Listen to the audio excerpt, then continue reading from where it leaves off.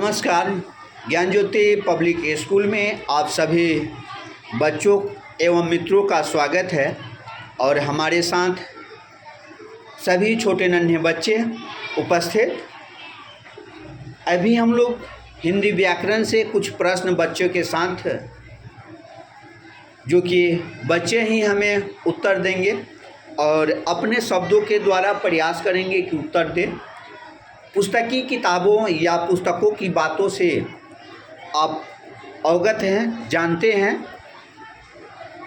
सबसे पहले व्याकरण किसे कहते हैं? व्याकरण वो कला है जो हमें शुद्ध शुद्ध बोलना, पढ़ना, लिखना सिखला है, उसे व्याकरण कहते हैं।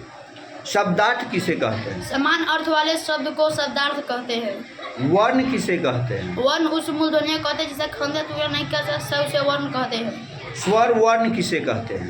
जिसके उच्चारण में दूसरे वर्ण की सहायता नहीं ली जाती है, उसे स्वर वर्ण कहते हैं। व्यंजन वर्ण किसे कहते हैं? जिसके उच्चारण में कोई दूसरा वर्ण की सहायता ली जाती है, उसे व्यंजन वर्ण कहते हैं।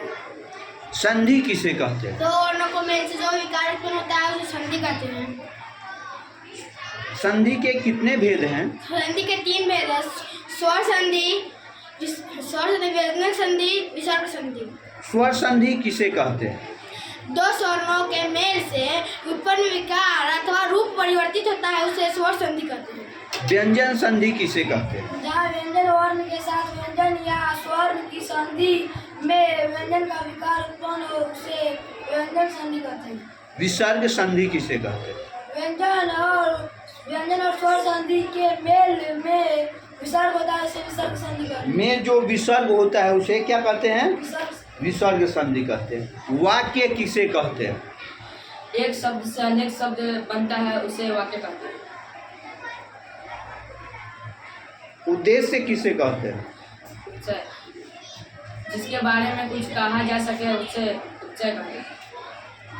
विधेय किसे कहते हैं? उद्देश्य के बारे में जो कुछ हमें बताता है उसे विधेय कहते हैं।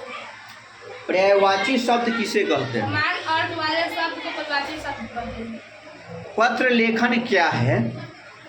ये प्रश्न आप सभी कमेंट के द्वारा हमें बताएंगे। पत्र लेखन क्या है और सामाजिक पत्र क्या है?